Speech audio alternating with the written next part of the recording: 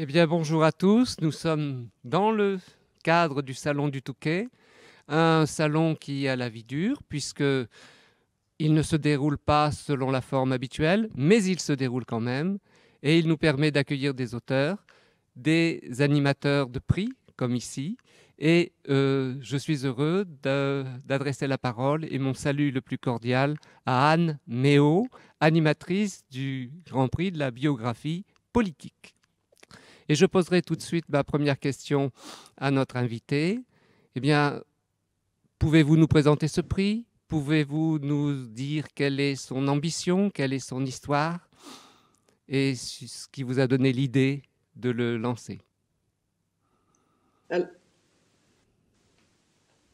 À l'origine de ce prix, il y a d'abord l'amour du Touquet, puisque moi, depuis que je suis toute petite, je viens au Touquet. Je dirais même que la première fois que j'ai voté pour moi et j'étais conseiller municipal du Touquet. Et donc, c'est vous dire l'attachement et l'affection que j'ai pour cette ville. La deuxième raison de ce prix, c'est que j'avais amené, quand on était jeune, un de mes copains qui s'appelle Patrick Olivier Picourt, qui a racheté, il l'a revendu depuis le Grand Hôtel et il voulait faire quelque chose pour la ville. Et il m'a donc demandé de créer ce prix littéraire. Je rajouterais que quand Patrick a revendu son hôtel, la ville, et je remercie énormément Madame Lucignol et Monsieur Fasquelle, parce que la ville a eu la générosité de reprendre la charge financière du prix. Et c'est un très beau prix, très bien doté. Et voilà. Alors après, l'originalité de ce prix, c'est que moi j'ai dit à Patrick, je veux bien monter un prix littéraire, mais il faut que ce soit libre des éditeurs. Il faut qu'il y ait une liberté totale. D'abord, pour moi, c'est très important. Et puis, j'aime trop les livres pour qu'un choix soit pollué. On a fait quelque chose d'assez original parce que c'est un jury d'amateurs de littérature venant d'univers différents. Donc, il y a des chefs d'entreprise. Il y a une femme comme Marie-Louise Anthony, qui est la numéro 2 de la Caisse des dépôts et consignations. Patricia Barbizet, qui a été longtemps présidente d'Artémis et qui maintenant a fondé sa propre structure. Anne Lauvergeon, qui est l'ancienne présidente d'Areva et qui a maintenant elle-même sa propre structure. On a mis aussi des journalistes, donc Catherine Ney d'Europe 1, Arlette Chabot qui est maintenant chez LCI, euh, Joseph Massescaron qui a été, après avoir été longtemps journaliste, maintenant m'a rejoint pour venir travailler chez nous. Ce qu'on appellerait des intellectuels comme Alain Gérard Slama, François Ewald. Malheureusement, notre ami Glucksmann est mort, donc voilà. Et il a été d'ailleurs remplacé. Enfin, le mot est un peu dur, donc je dirais pas remplacé, mais on a demandé à Nicolas Succession à son Bavrez. poste. Voilà, on a demandé à Nicolas Bavrez de nous rejoindre. Et puis par ailleurs, alors tout ça est aussi une histoire d'amitié. Euh, alors le lien d'amitié à l'origine c'est moi, mais on est devenu une formidable famille. On a rajouté Dominique Besnéard, qui est absolument ravi de rencontrer d'ailleurs des gens différents, etc. Et Muriel Mayette, qui a dirigé longtemps la Villa Médicis et qui maintenant dirige le théâtre de Nice après avoir dirigé la Comédie Française. Donc voilà, ça fait une équipe de gens différents qui aiment les livres. On se réunit environ 4 fois à une machette là chez moi dans un dîner qui est toujours l'occasion de débats passionnés d'un grand bonheur. Et puis nous sélectionnons trois livres que nous avons aimés et on en lit bien. Il y a une cinquantaine de livres hein, qui sortent, qui tournent. Alors on se les répartit, après on sélectionne et puis on les relit, enfin bref, et on arrive à cette sélection de trois ouvrages. Nous invitons, quand il n'y a pas le Covid, nos trois lauréats au Touquet, ce qui leur donne l'occasion de découvrir en plus notre belle ville, et on fait un débat avec les gens du Touquet depuis le début du prix, et les auteurs, le débat étant animé, et le jury, le débat étant animé par Joseph Massescaron. Voilà. Oui, alors ça constitue une très belle famille, comme vous dites, avec des gens d'horizons malgré tout différents, mais enfin, qui ont tous une compétence dans la société et dans le, j'allais dire, à la charnière entre le politique et l'économique, le plus souvent. Mmh. Et Mmh. je voudrais savoir pourquoi la biographie politique et comment on gère sur des sujets aussi sensibles des gens aussi différents malgré tout, parce que même dans les familles, il peut y avoir des prises de position, des opinions différentes. Alors, la biographie politique, pour vous dire toute la vérité, à l'origine, Patrick Picourt m'a dit: tu vas monter un prix de science-fiction. Alors, je lui dis jamais, parce que moi, je lis pas de science-fiction, j'aime pas la science-fiction. Donc, qu'est-ce qui m'intéresse? La politique, la philosophie et l'histoire. C'est trois choses qui sont ma passion. Donc, je lui dis: si tu veux que je te monte un prix, c'est du travail quand même, hein, d'animer ce jury, etc. Et puis que je lise les livres, faut que ça me plaise, etc.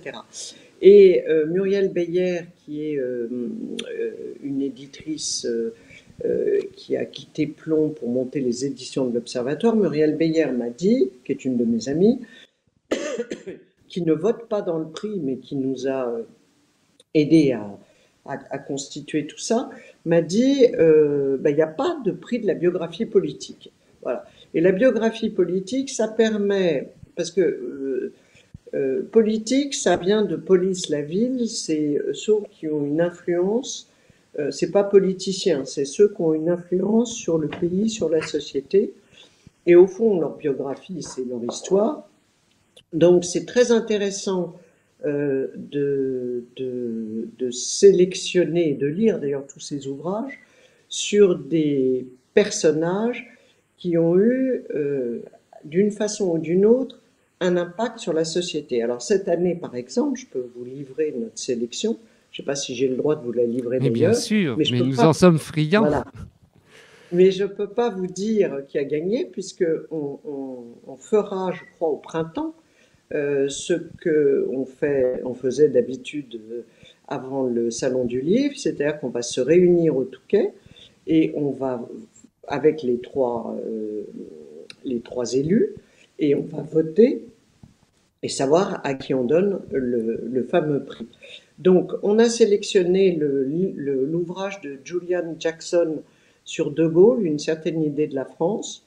C'est à mon avis un très très très très beau livre parce que euh, c'est la première fois qu'on a une biographie écrite, alors par un Anglais, donc c'est très bien parce qu'il est moins sensible que nous. Parce qu'en gros, De Gaulle suscite des passions. C'est toujours écrit ou par des gens qui l'aiment passionnément ou par des gens qui le détestent. Et là, je dirais que cette biographie est très particulière parce qu'elle est beaucoup plus objective et on y voit à la fois un De Gaulle qui décrit, enfin, qui incarne une certaine idée de la France et qui se bat pour que son pays soit présent après la guerre dans le cercle des grands. Et en même temps, on voit, et je vais faire un lien avec le deuxième ouvrage, le machiavélisme de De Gaulle, qui était qui avait certainement lu Machiavel. Et le deuxième ouvrage que nous avons sélectionné est l'ouvrage de messieurs Fournel et Zancarini sur Machiavel, qui, alors c'est un pavé aussi, mais franchement, il se lit voilà, comme un roman.